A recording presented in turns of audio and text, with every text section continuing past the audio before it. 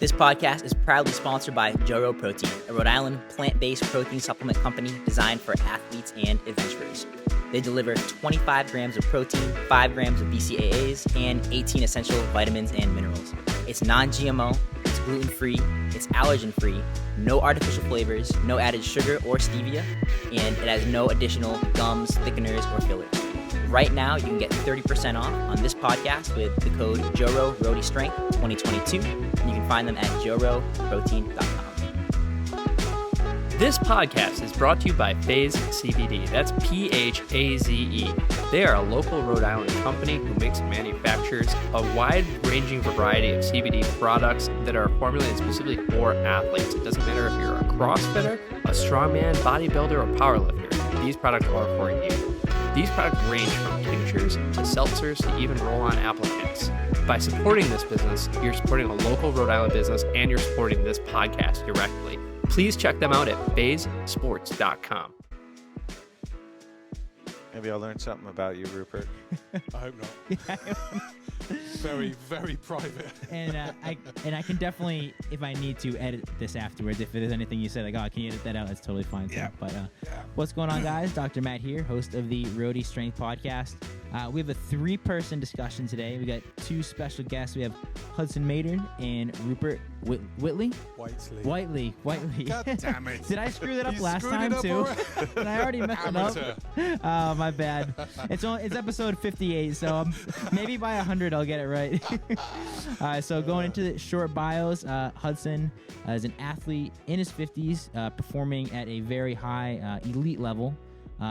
Some of the most recent accomplishments, you have competed at DEKA Strong, 3rd place worldwide, DEKA Mile, 2nd place worldwide, 2 times Ironman finisher, and trains over at CrossFit Prowess. In 2021, in the CrossFit, and he's got the shirt on right now, represent. 2021, he came in 152nd worldwide in the age qualifier 55 to 60, and in 2022, 200th worldwide, 55 to 60. Are you doing it this year as well? I am. It's Nice. not my primary focus, but I am doing it. Cool. Awesome. We're in the middle of the Open right now. Yeah. How you felt so far? Yeah, it's good. I'm very happy. Cool. Yeah. Awesome.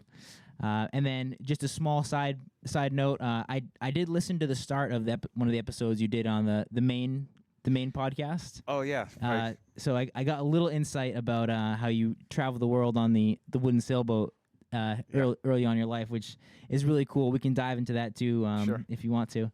So and then we got Rupert, owner of Joro Protein, which is, I'm gonna go off the script here, a Rhode Island company that makes fantastic vegan protein powder. He has hand selected the ingredients with the help of a food scientist, making sure everything's non-GMO, gluten-free, allergen-free, no added sugars, aka no artificial junk.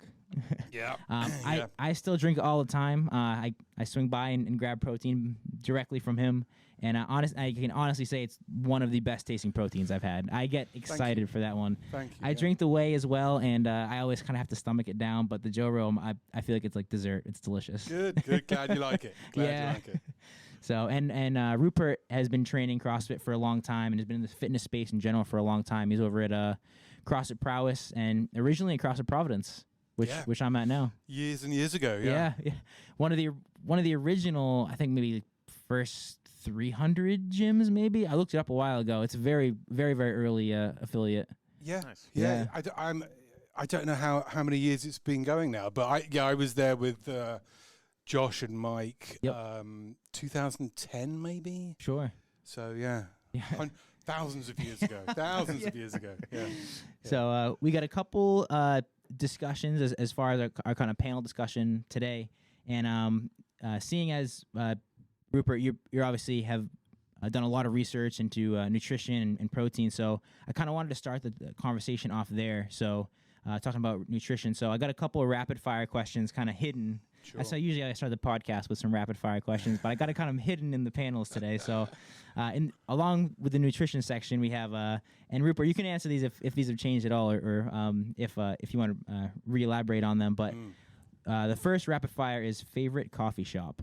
Could be something in the area. Could be something somewhere else. Well, we were just talking about this before we started. So I love the Beehive. Yeah. and I know that's your next question, breakfast. Yep. You remember. Yeah. So Beehive in Bristol, shout out, love them. More local to me is the Coffee Depot, which I think does a fantastic coffee. Not so hot on the food, but great coffee.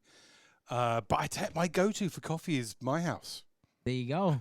Nice. Yeah, Homemade. Yeah, Nice. homemade coffee. There you go. I love the, a few years ago I started, so I used to have just a traditional drip coffee machine.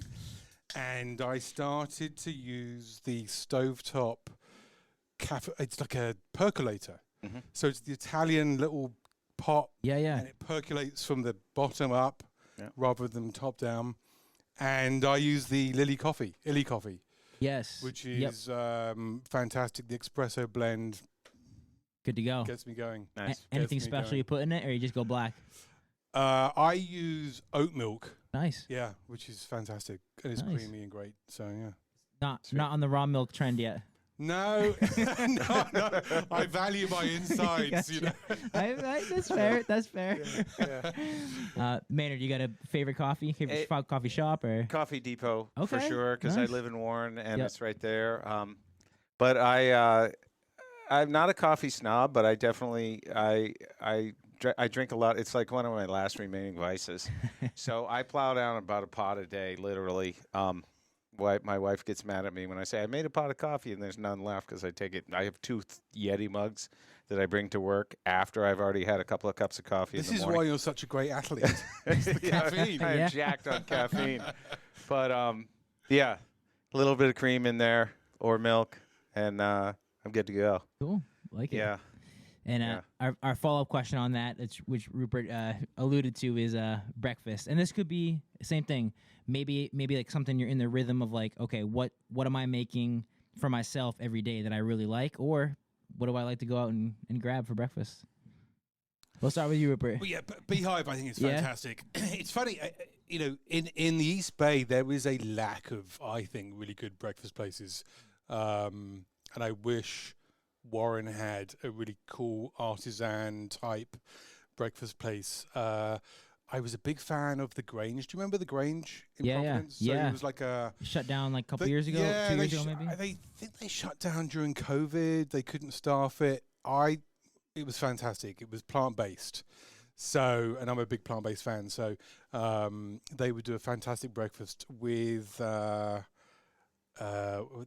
we would go and have Bloody Marys. Bloody Marys are key to a good breakfast for me.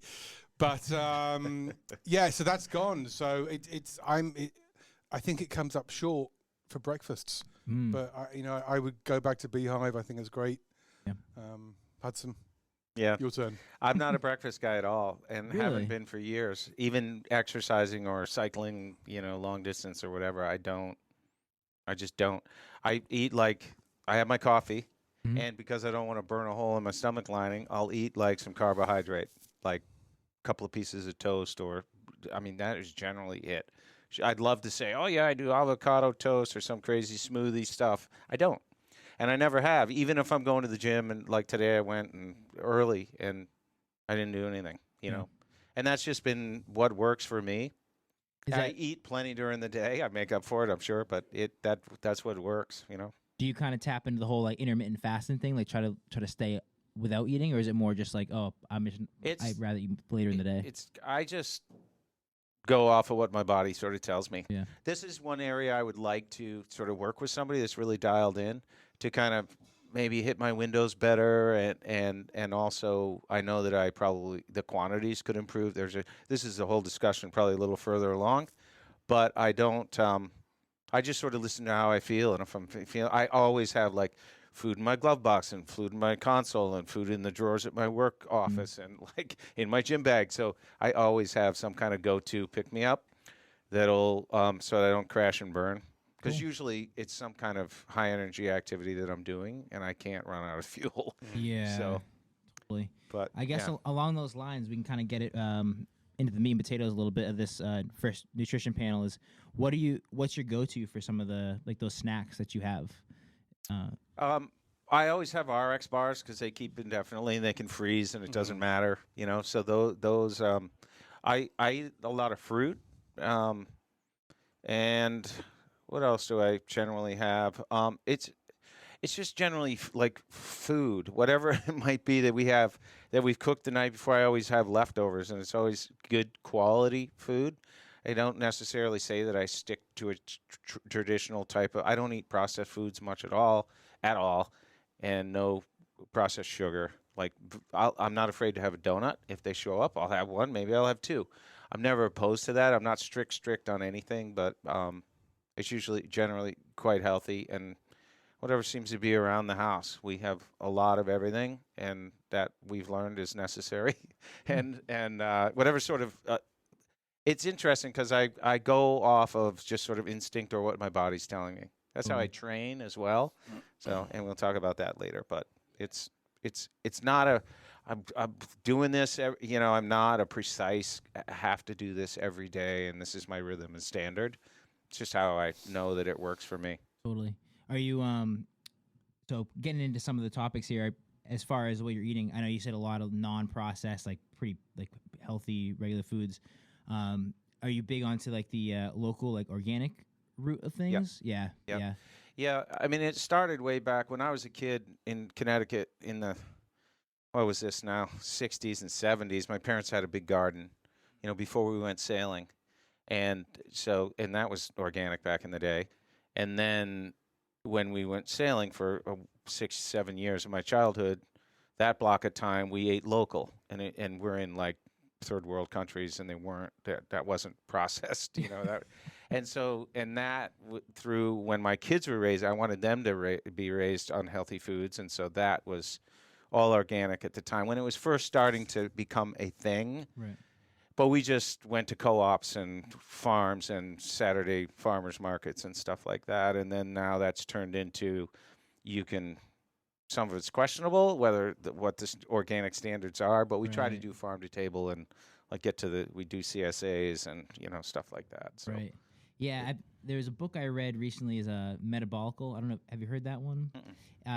A lot of it was kind of like the main topics of what kind of things we already know, just written a lot longer sentences of like, all right, it's probably better for you to eat foods that aren't processed. It's probably better for you to eat foods that are organic. But yeah, so one thing they touched upon was basically like a lot of the stuff you see that says organic at the grocery store is like, companies, the big thing is a lot of them, they want to make money. So in order for them to put the organic word on there, they might have gone through some shadier routes than some other companies have. It's like there is some kind of like funny business going on behind the scenes. It was kind of like the point that they were making. So and there's some great sources that can't call themselves organic because they don't want to pay for the testing, but that they're not using pesticides. They'll tell you, no, we don't use herbicides and pesticides, and they're an organic source that's better than some of those labeled organic large farmer companies, that are just cashing in on that piece of the pie that is very lucrative now. The organic labeling is a private company, so it's you have to pay that company to certify you, and it's a profit center. It's a for-profit business. Yep. And it's also not policed very cleverly either. So there are a lot of products out there that say they're organic, as you said, that are not, and they're not being entirely truthful. So, we came across this with our company Joro, and we are organic, but we didn't tick every single box. Sure. So we're going to be honest, and we can't put that organic label on us, on our packaging. But for all intents and purposes, we are 99.9% organic. Right.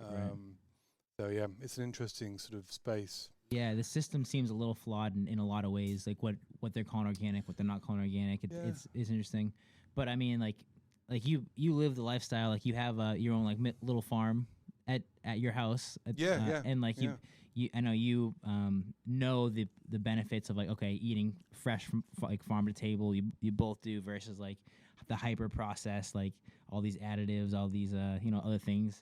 And just like you said with like your protein, like there's no junk. Trying to keep the junk out of there. Yeah. There's no junk in this. And the interesting thing I think in the food space is that for example the organic labeling or the non-GMO labeling, it's a series of for all intents and purposes, boxes that you have to tick. Yeah. But it doesn't actually delve any deeper as to the quality of the product. Right. So there are plenty of inferior quality products out there that are labeled non-GMO and organic. Right. So the labeling is a bit one-dimensional, Right. I think, from that perspective. Right. Totally. I think Um, and you see that like with supplements. Right. We'll probably get into that, but Yeah. you get an independent testing lab and they take 10 of them and they gather them up and they go, oh well, this has got 200% when they're saying 100, and vice versa, and it's up and down and all over the board because it's virtually unregulated. Right. Yeah, Or it is, like yeah. in it, and it's sad. And even like I was in Whole Foods and I was looking at the eggs and I'm like, look, it says that they're like free range, right? In letters that were about half an inch tall, free range, right? In about 5 different places on it. And then but it had a little asterisk. And I'm like, oh, what does that mean? And I look and it says they have access to as much outdoor space as their indoor space. Right. And I know that they put like 500 of them in a room this size. So that means that 500 of them can go out to a space this size, and that's not free, but that qualifies. That's Right. that Like, all fine right, line here's a of loophole. BS that checks the box. Well, you yeah, know? and 99% of us are not going to read the fine print. Right. I mean, it's insane. Right. And we're conditioned, just like in the label, the sugar content Yeah. is smaller, and everything else, protein, fat, carbo, they're bold. Sugar is like mild letters and a smaller font. Right. And that kind of jazz, it's just chapped my butt for a long, long time, It's like, come on. The food industry in general, and I term supplements under that as well, has a lot to be desired.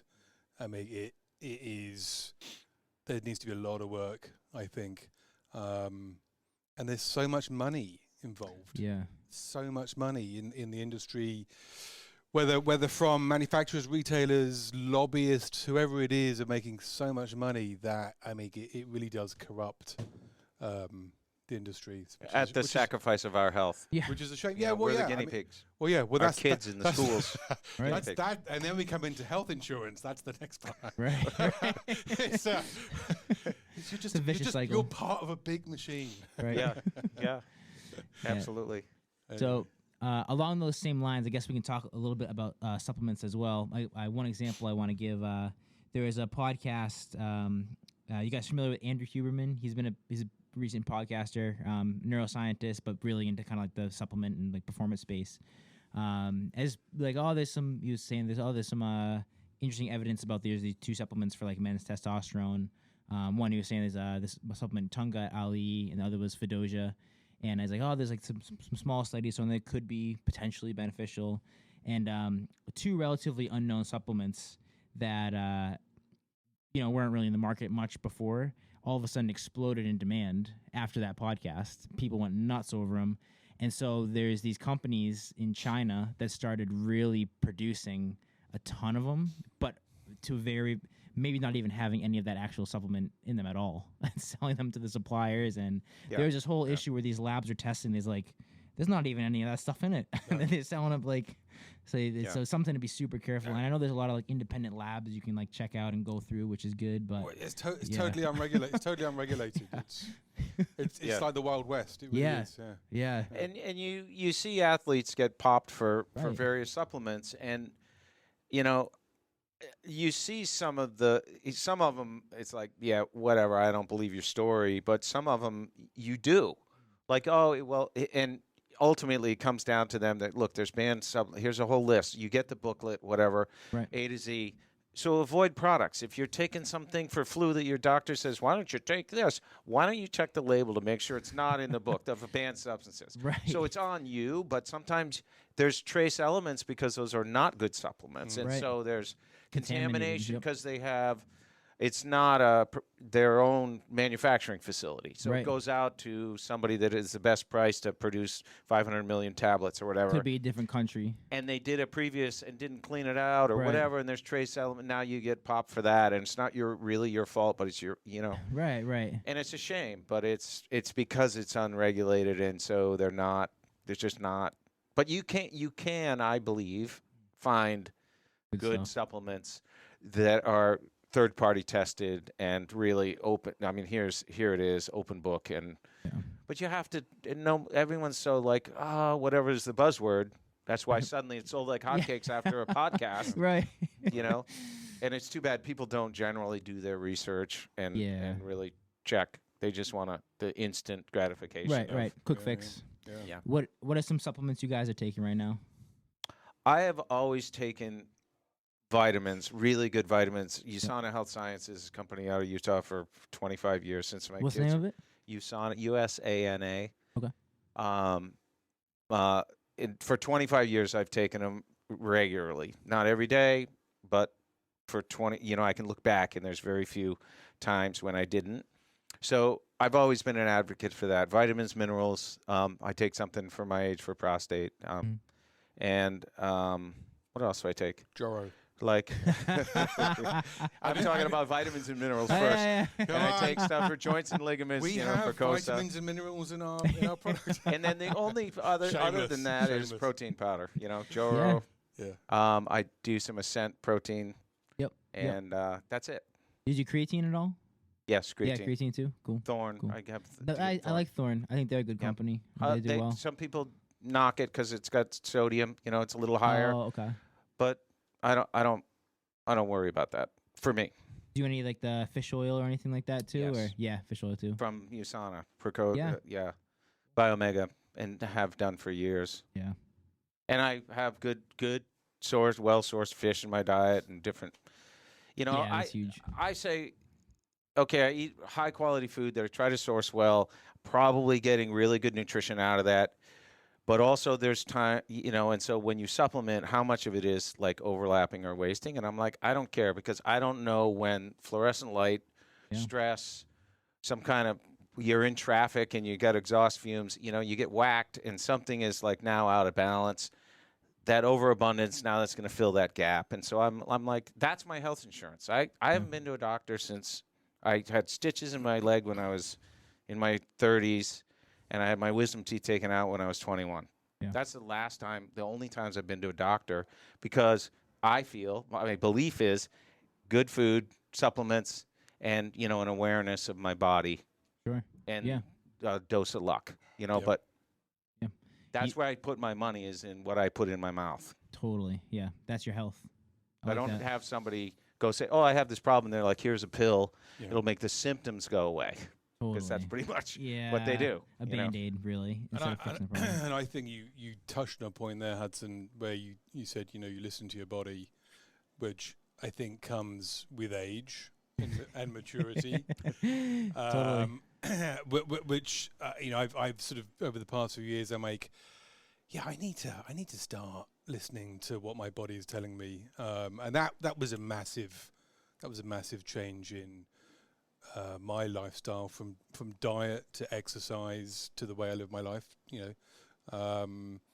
and so eating healthily, I mean, that's key, and that has been particularly more relevant in my 40s. In my 30s, I could get away with anything. And then probably more than your 20s too. Keeps getting Yeah. Well, I saw. Well, I think 20s was a blur. 30s. I'm like, I'm having a second wind. I think sort of 30s was this sort of renaissance, and then 40s literally overnight was like, good God, I can't be doing that anymore. You sort of, from whether it's a night out or whether it's eating the pizza and the fries or whatever. And I mean, the change was not overnight, but happened very quickly. And I'm like, I'm not metabolizing this stuff like I used to. Yeah. And so that was a real shock, because there's nothing in the handbook of growing up that tells you that you need to start thinking differently. Sure. And that was a real shock. So that and the working out and listening to my body and going, well, that hurts, I should stop doing that and figure out why it's hurting. Yeah. And that was key. Really key. Yeah, you can't muscle through those things. They stick around. You may be able to mask it for a little while. But it comes back to bite you. Yeah, and then or it manifests in something else. Like if you have a knee. Like I had a left foot problem that manifested into a right knee problem which then manifested into a right shoulder problem because you start to compensate. Yeah.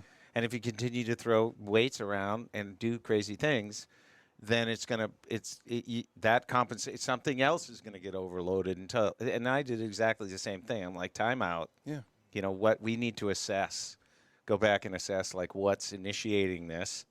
And I was getting some body work done, and she was saying, look, this is where it's originating from, and this is the progression. Right. So let's try to back that up and stop doing handstand walks and things like that. And I'm like, no, I can't. I got to keep doing that. So we got to figure out a different route. I'm trying. I'm really trying to do normal things, and it's hard. But I like walking on my hands. Yeah.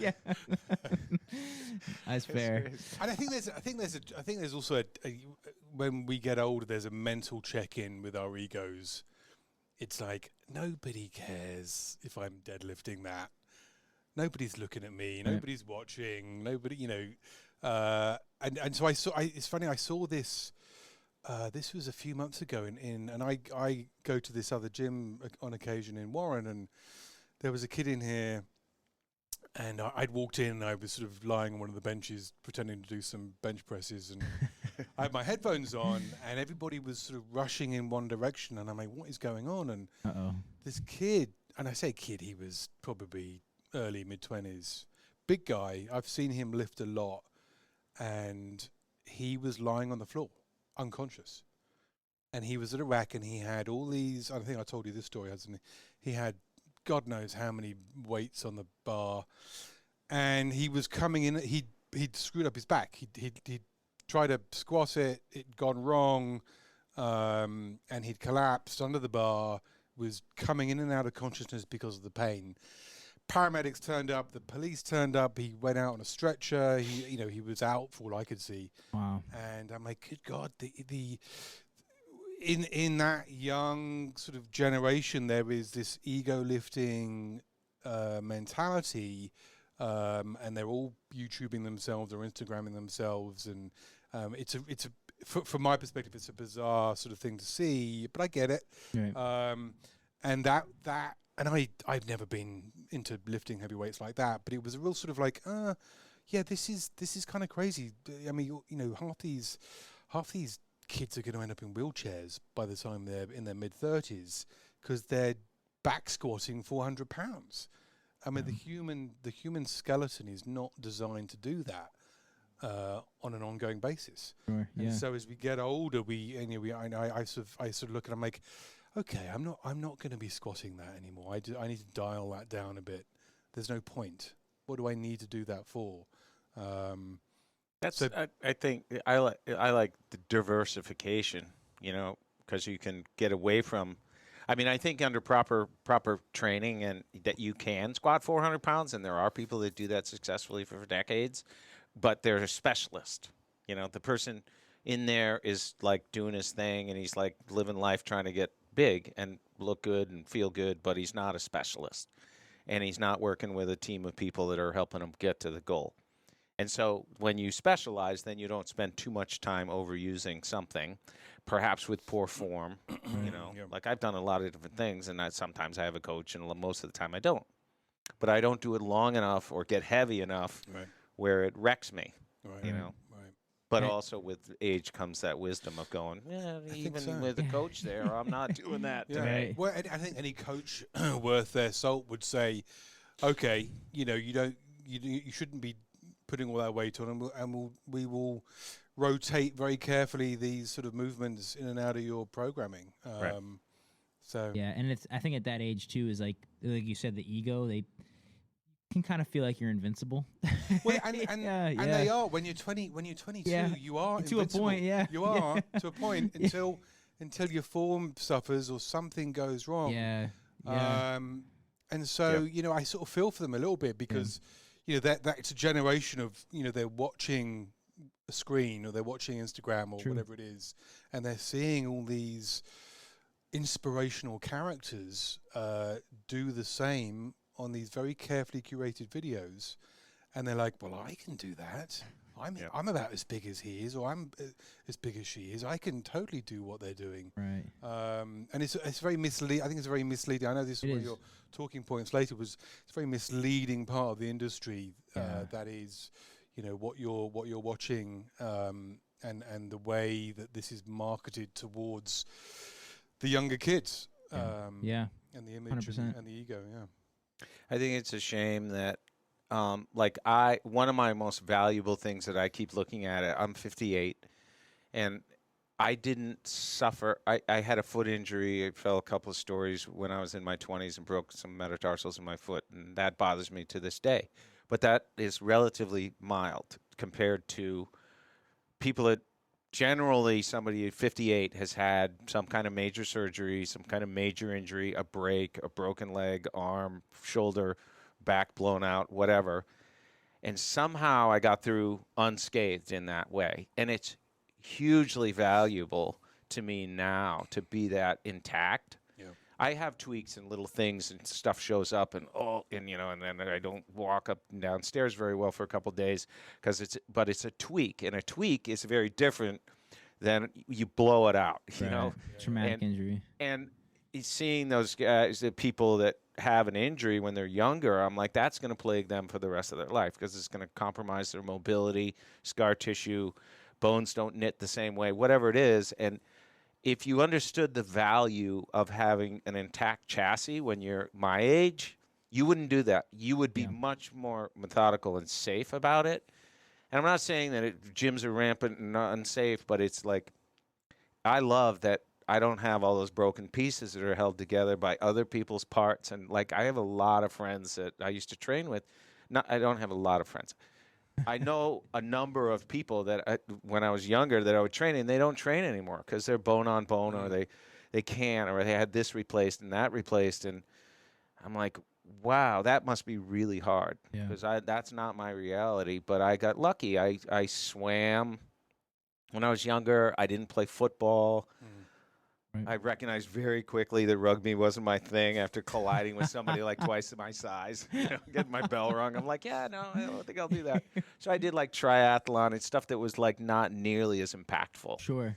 And that really paid off in the long run, just by luck. Those were my choices, And that's one of the biggest predictors of arthritis when you're young is if you have a severe injury or not. Did you break a bone? Did you have like a blowout or something like that? All right, the chance you're gonna have arthritis in that joint is pretty high. Oh yeah. But staying healthy and fit is gonna be one of the biggest things that decreases your chance of arthritis.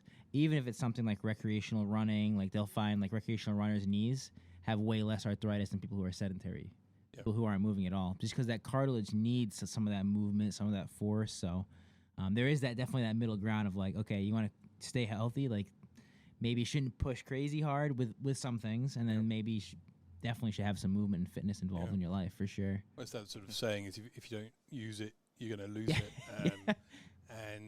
But I think to your point, we need to think about the fitness industry. I think generally looks at fitness and the ability to lift and muscle ups and running and swimming and whatever it is in a very sort of narrow window. They don't look at it as a lifetime, like a journey. And I think it needs to. I think totally.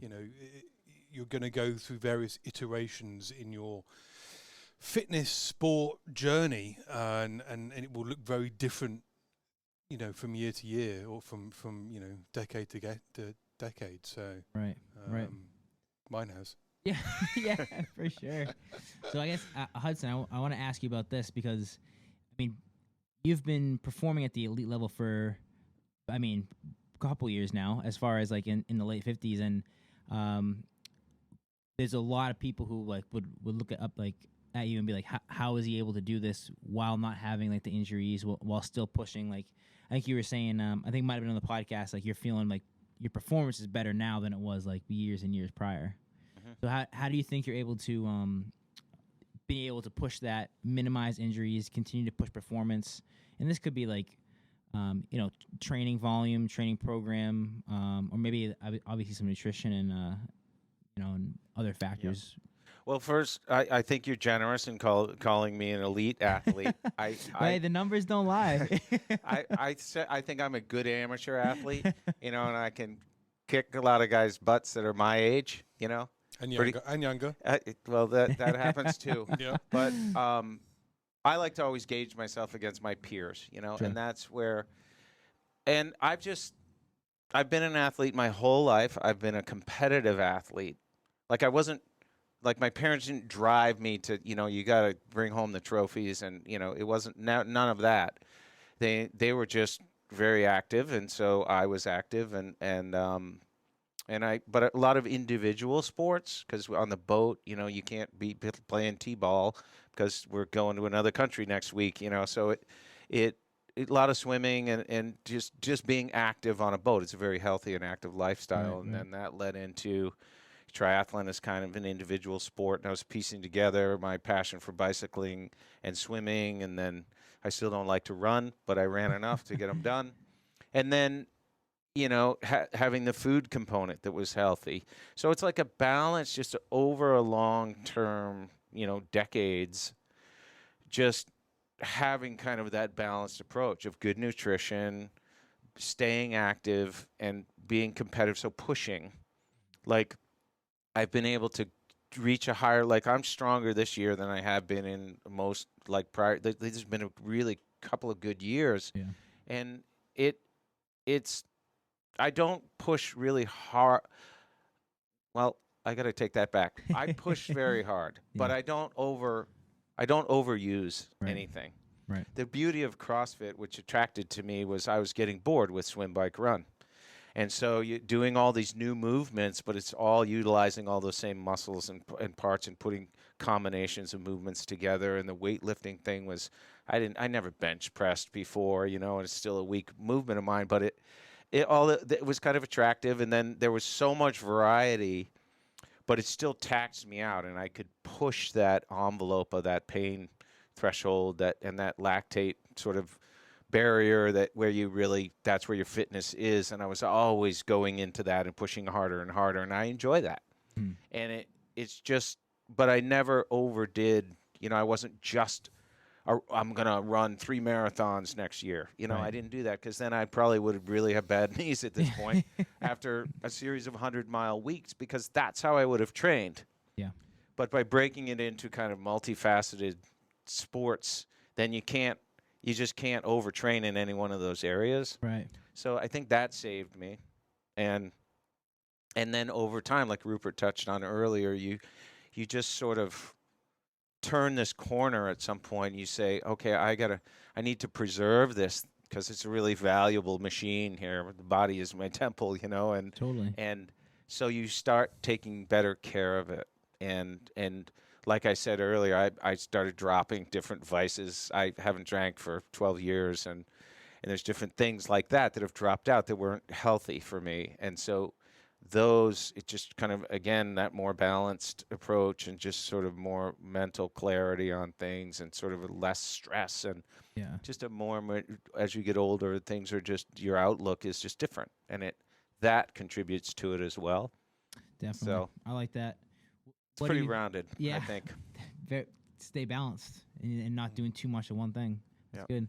What do you do for what do you guys like to do for, like, recovery, like hard workouts, or do you have anything? I know you mentioned body work in the past. Do you guys do anything like the heat, the cold, sleep in general? It's an interesting question, because I've always struggled with recovery, and I've never known, really, I've never had any guidance. And yoga, or parts of yoga that I do, is fantastic for me. I know I have back issues and neck issues, so the yoga part is fantastic. But the heat and the cold, I jumped on the ice bath thing a few months ago. Yeah. So I think I told Awesome. you this. So I bought one of these. Well, everyone's buying the $3,000 ice barrel thing, and I'm like, I'm not doing that. So I bought this horse trough. Yeah. From Great. Tractor Supply, Rubbermaid Yeah. horse thing. Fantastic, like $150. Yeah. I love it. It's awesome. I absolutely love it. Now, the science behind it, there are lots of people that say yay, lots of people who say nay, excuse the pun. But for me, the cold is great for sort of swollen, sore muscles. I think it's fantastic for me. It's not for everybody. I also have circulation issues, so especially during the cold weather, during the winter months, I would get very, very cold hands and feet for no reason at all. The ice bath has solved that problem. I don't know how or why, but I don't have this issue anymore. Because your entire body's cold. Yeah. I'm now cold all the time, so I don't know the difference. And the other thing is mood. So I get this hell of a buzz. Like, I'm wired when I get out of the ice bath, and there is this. It does release the what is it? It's the adrenaline. It's the dopamine. The dopamine. So it releases that. So I love it. It works for me. I mean, again, it's not for everybody. I think the science is sort of on and off on it. But if it works and you're being safe, go for it. Yeah, one thing that I was looking at recently was ice baths. I had known for a while, like, one of the things they had said was like, oh, there's a dopamine push with it after you do it. And I'm like, well, isn't there also a dopamine push, like, when you're on, like, Instagram and you get likes and you get follows, like, and, like, that's not the healthiest thing ever. But what I looked further into it, and it's a different kind of dopamine push. It's not like an instant gratification type thing. Right. It's an extended release for a couple hours, which is really fascinating to me. And last time I did it, I was really kind of in tune with that. Maybe a little bit of placebo, because now I had just read about it. I'm like, oh yeah, if I did it a few hours ago, I still feel like my mood is really good. I feel great. Do you feel? I feel super focused. Yes. Like hyper focused. No, I wouldn't get that from trawling the internet or Instagram or whatever, or getting likes. Yeah. But I get this super focused, I could do anything right now. I mean, it's, I have to temper that a little bit, but normally I'm coming down from having a hot shower and my girlfriend's laughing at me because I'm sort of hobbling around. But yeah, I love it. I don't do the heat, so I haven't really explored the heat therapy as a recovery thing, but I think that's probably as valid. But I don't pretty know. Similar, I think. Yeah, in a lot of ways. You'd know, We have the infrared sauna here at Bullfrog, but a lot of people will do the combination, going kind of the back and forth with the sauna and the ice, which is cool. Yeah. But I have to say, once I get out of the ice bath, I do look better in the mirror. Everything's just a little tighter. There you go. The belly Too much is information there, Rupert. I do. I wear clothes. I do wear shorts. It's not a naked thing. So that would not be. I've good. never been. I can't do the cold therapy. I don't know why. I've never. I find it interesting. I've read about up, and I understand the values of it, and there's both sides of the fence, and I'm a hot shower guy, and I've saved thousands of dollars on masseuse money by taking hot showers, but that's just me. And I spent last year I got a Whoop, and I wore it. I wore it every day, and I said I'm going to wear it for a year and see what. Because recovery it's harder to recover at this age. It takes longer, and I'm like, okay, what's happening? And it very clearly told me 63% of the time my sleep was compromised for what I wanted to do the next day. And I wasn't even saying that I was going to go kick ass in the gym. I said it. I forget what the setting was. It wasn't like the hyper, I'm going to crush it. It was just sort of like, I'm going to exercise. And it was like, well, you're compromised. I'm like, well, then I've been compromised for years, because I get like 6 to 7 hours of sleep, and really I need the 8, and I know that. But so I got the data back, and then I let the Whoop go, and I said, no, okay, I pretty much what I thought it would tell me. I wasn't aware I was that much in a sleep deficit, but I understood the value of it, and I always try to improve that. But as far as the, really going in that direction, I just said I'm done with that, and what's next, And Yeah. I'm not doing the cold therapy. Stop. What's Not gonna do it. how do you get good sleep? I mean, I know you're Yeah. going to come onto this now, but Yeah. I mean, sleep is I'm a sleep light is sleeper, hard. and that's a problem. Yeah, me Mm. too. Yeah. I have 2 Yeah. dogs. I have a wife that is very productive late at night. Right. And I think years on a boat where you have to be a light sleeper changes in anything, and you got to be aware. And I don't know. I just can't. I can't go any one little sound, and I'm awake. Yeah, I'm and the same. so I just try. And I'm not super good. If I read, I love to read books. But if I get on my dang phone, The it's phone. Game I'm over. wrecked. I just lose an phone. hour right like Yeah. that. And It's the kiss of death. I It know is. it, It and is, I it really can't get. is.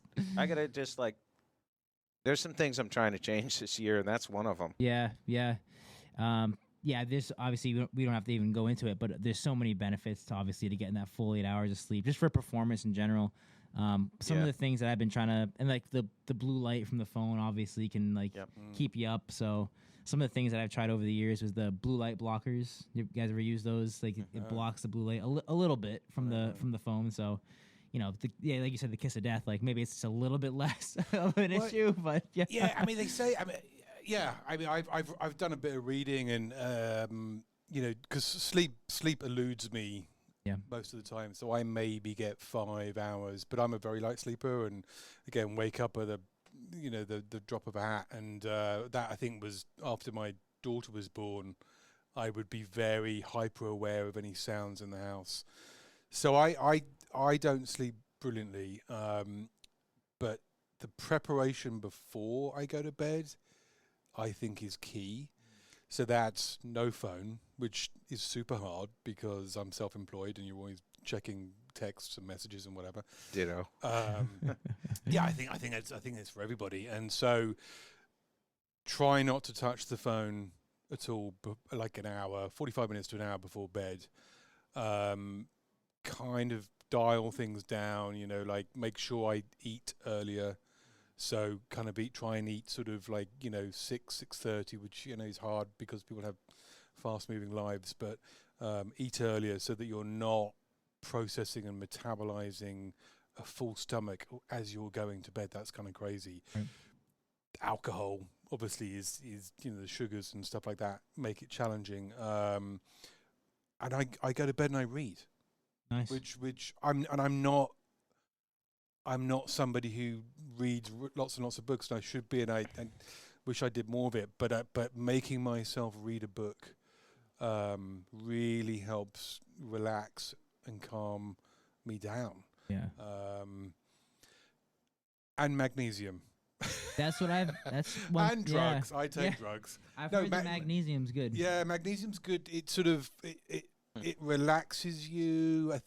I wake up a lot, and it makes getting back to sleep easier. Sure. And it's not, it doesn't make you drowsy or anything like that. Yeah. And you have to do a few days on and a few days off, otherwise, your body gets used to it. But that really helps me. Yeah, those are the big two. Well, that and the melatonin are the big two I Yeah. always hear. Like some of the melatonin, best yeah. supplements for sleep. Yeah. And I've played around with both of them.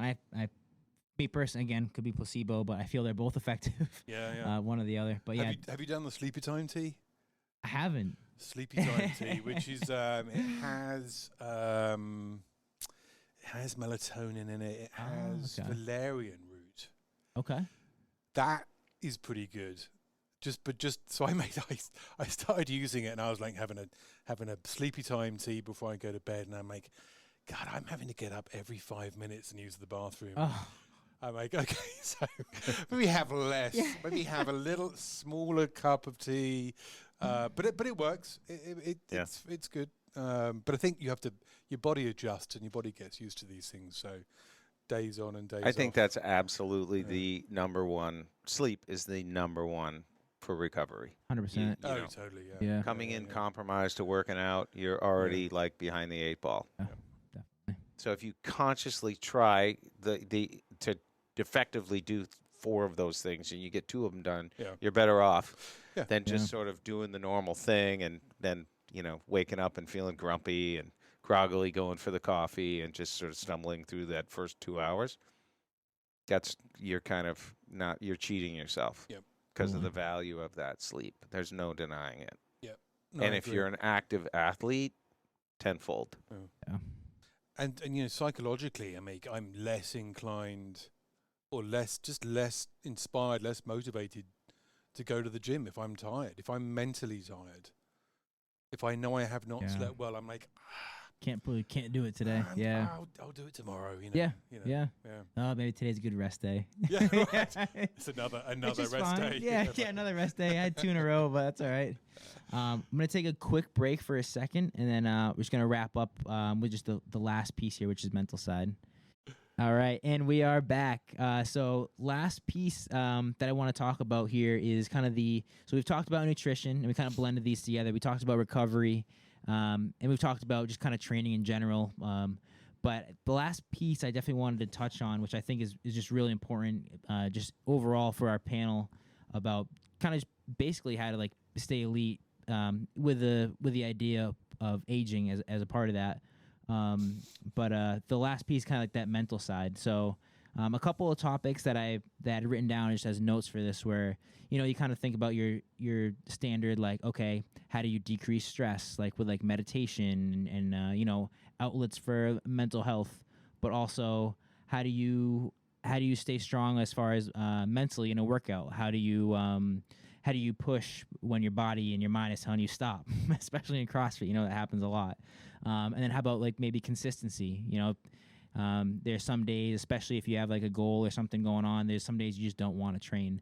So I know a lot of different aspects in there as far as the mental side goes, and maybe even some resources if you guys have any of them, as far as like maybe books or podcasts or even like mentors that you may have gotten from this. I think it's something that gets talked about a little bit, but maybe not enough as far as when you put everything together in the whole picture.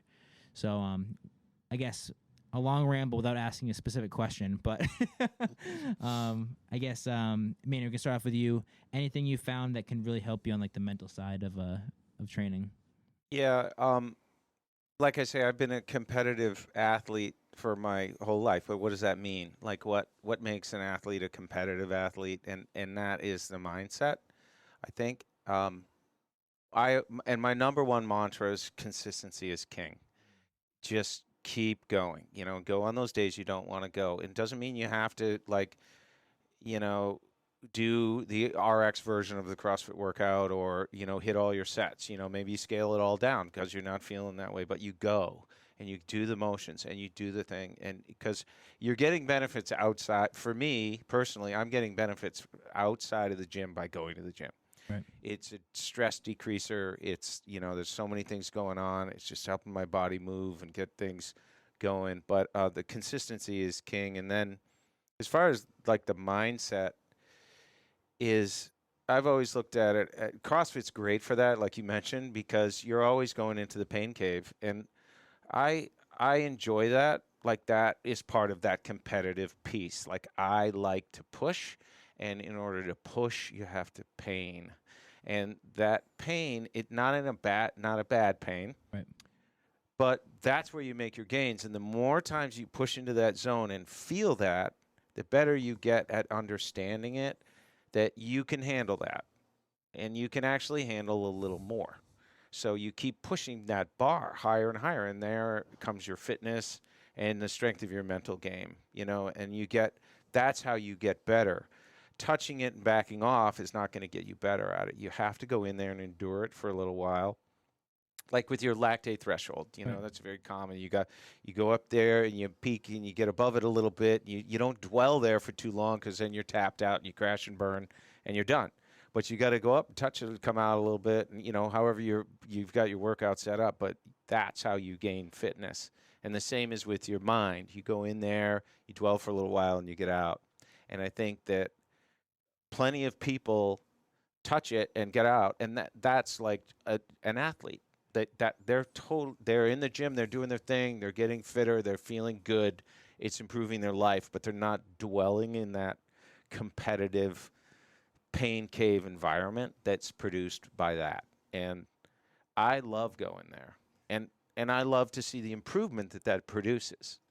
And so that's the only thing I've ever known, and it I love it in whatever, and so I find that in whatever sport, Right. and so that's where my enjoyment is. But that's the main piece for me of what drives me, and that I never get tired of that.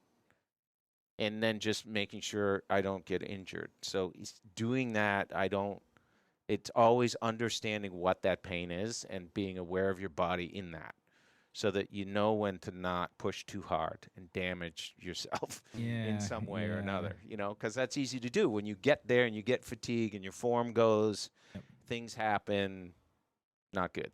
So I think that's probably why a lot of people have that issue, like with the CrossFit Open's going on right now.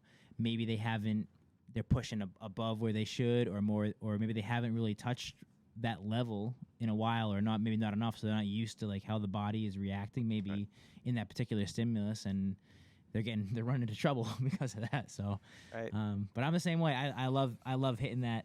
It's a love hate for sure, but I love getting to that pain cave and like, okay, it's usually after it's done I'm like, oh, that was good, but in the moment I'm like, oh, I think probably once a month I'm in the middle of a workout and I'm like, why the hell do I do this? Like in the middle of work, I'm like, this is stupid. Why am I doing this? And it's a loud voice, and it comes at every workout. It comes in. Yeah. I'm like, oh, there it is. Right on that little angry man on my right shoulder telling me to quit. Yeah. I'm like, damn it. I don't want to listen to you. Shut up. Yeah, get out of here. Get out of here. But he always shows up. He's always along for the ride. Always. Yeah. Never fails. He's always a passenger. It's like. What do you guys do as far as so talking about like sleep in a way, but stress also during the day, as from a performance side of it, and also a mental side of it. Any ways you can work on like de-stressing, or any strategies you have for that, like maybe like a meditation or anything that you guys do to control stress? I think for me, I mean, activity, exercise is an amazing de-stressor. Totally. So whether it's going to the gym, going to CrossFit, or whether it's going out for a walk and just getting some vitamin D, I mean, that is a massive game changer for me. Yeah, I mean, I can be having the worst day in the world, sitting in my office, and I can walk outside, and the sun is shining, or the sun isn't shining, but I've got, I've got some fresh air. You take sort of 10, 15 minutes, go for a quick stroll, you come back, and you're in a completely different state of mind. Totally. And definitely, the gym. I mean, that's working out. Just from a sort of a biological standpoint. That's really going to change the game. Yeah, I mean, I'm not a big sort of meditator. I'm sort of more of a sort of, I need to do something physical to deal with that. If I sit there and try and work through my stress, mentally and talk to myself, it doesn't work. I need to go out and reframe and refresh. I had a conversation with a friend of mine, kind of similar on that same level, and I think everyone does meditation for different reasons. I'm not a big meditator either, but I figured I'd ask upon it. But I think me and him have the same idea. Like, well, meditation is really the way to clear your mind and not really think about what you're thinking about before. And you can almost use like the gym or a walk where his example was jujitsu, was like, you can't really think about anything else when someone's trying to choke you. Right. It's like, that's almost like it's trying to switch your frame of mind. Yeah, so that, I mean, it's all forms of meditation by that definition, I guess. Yeah, right. I'm just not going to sit there with my eyes closed and try and empty my mind. I need help doing that. Moving. Yeah. I'm the same way. We're similar. I can't do that either. I build custom homes, and it gets stressful sometimes, and usually they're on the waterfront. So I go and I walk the beach for a section. Yeah. When it gets hot and heavy, I just disappear. Nobody knows where I go, and I pick up trash. So I come back with the water trash, throw it in the dumpster, so I feel good about having done that. That's awesome. I've gone for a walk, and I disappeared, and I cleared the head, and I come back. And that's like when I'm feeling the ratchet's gone, or the dial's gotten ratcheted up, I'll do that. Yeah. And conversation, with my wife and some friends, select friends, you can lay it out there and non-judgment comes back as a clean filter, and that's very good, to just be able to, you're not talking to yourself there, and you get some good clean feedback, and then you can process that in however you want, and that's always been a powerful tool for me, and absolutely going to the gym. Yeah. If I don't go, I'm a different person. Same. Yeah, same. And it's just, just know it, my mood is completely different. If I've taken, even like today's a rest day for me. I can feel my mood is totally different than it would have been, if I'd gone. Yeah. So it's interesting, and I think it's interesting talking the ability, and I think probably as guys we're not as emotionally intelligent as the ladies. I'll go along with that. Yeah. And I think there's a sort of I think we find it difficult to talk. And there's this sort of there's a big movement now in mental health with men, especially sort of veterans and where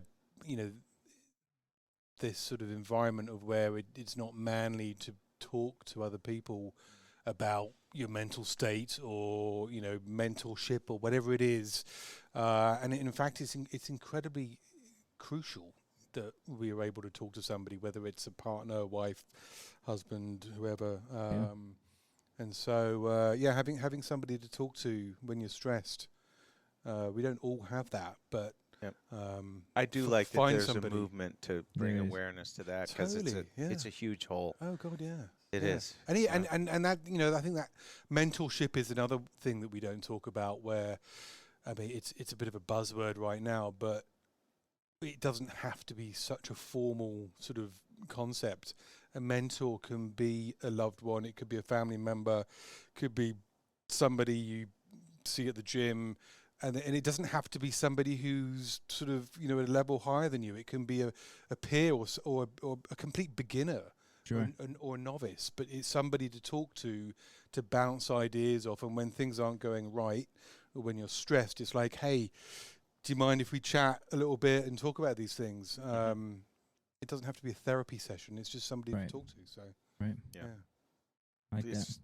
very simple. Yeah. And yet so valuable. Totally. Yeah. And I like that. We're gonna start to get towards the end here, which is a couple finishers, because I think that was a good place to leave that off of for the mental side of things.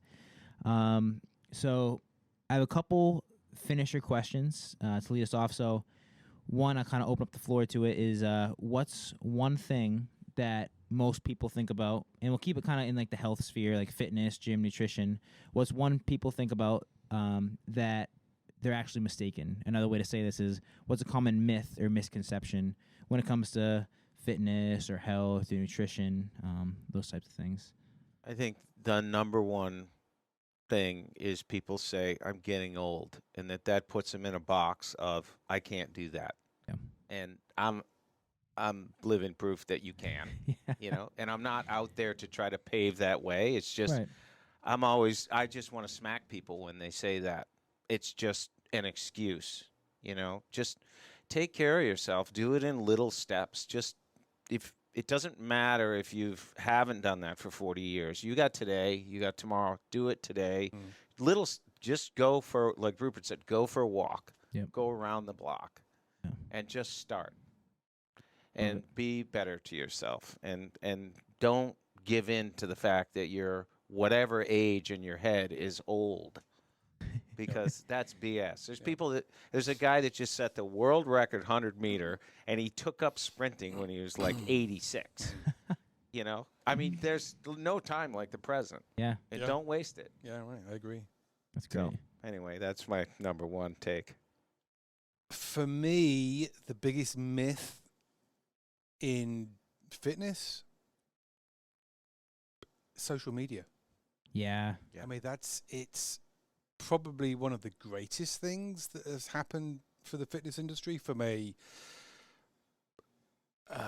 making it accessible to everybody, people who otherwise wouldn't have been exposed to fitness, sport, whatever it is.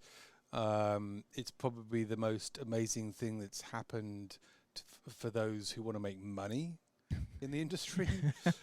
But it's also one of the most horrifying, damaging things, I think. Yeah. From setting unrealistic expectations to body image to whatever it is.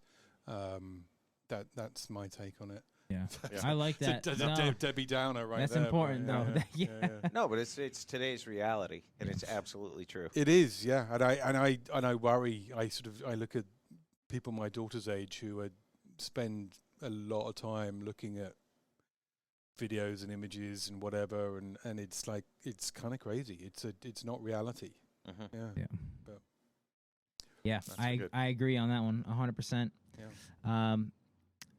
And then I'm gonna leave you guys with one last final question. So, and this can sometimes be a tough one off the top of the head. I think Rupert, you can reuse whatever you did last time, but if you have a He gave you a favorite, get out of jail free card. if you want. Is I'm left this, in the the hot quote seat. question? It's a quote question. Oh It's a my quote God. question. So this was taken from Tim Ferriss's podcast. It's a good idea. So essentially, you have a billboard on Route 95 or no 95. We'll do 95 Rhode Island. So we'll take the Rob Levine billboard, which is right near the Big Blue Bug downtown. Rob Levine. Is So that the heavy hitter. The heavy hitter. Oh God! See, In Mr. Pain, Call Wayne, that one? Oh, we No. can take that one too. Rob Levine is the one. It's like some seedy ambulance chasing lawyer. Yeah. So that you're probably going to Yes. get sued for that. Yeah. And he's just, Who is a great lawyer? No. it's the worst photograph of Yeah. anybody. And I mean, why It's would the you, most aggressive. why for would sure. you put that picture up on the highway? It's crazy. So Yeah, we- those ones are always a shock. Oh, Yeah. It's like, It's I don't shock- need that shock guy value. staring at me for half a mile here. pointing his finger at you. Because their eyes follow you, too. You know Oh that, yeah, right? yeah. So you get that billboard for the day. They take his down. You get to put one up of yourself. But and you get a quote. So a favorite quote, mantra is saying, or something that you just want to tell the people of Rhode Island or essentially your community. So I know the quote ones can sometimes be tough off the top of your head, but Wow. Do you want me to go first? Yeah, because you can reuse the one you had last time. Well, okay. So last time I used Churchill, okay. bit of a hero of mine, and it was a World War II quote, I think, and it was just never give up. That was mine. So Get out of here. I'm done. I'm done.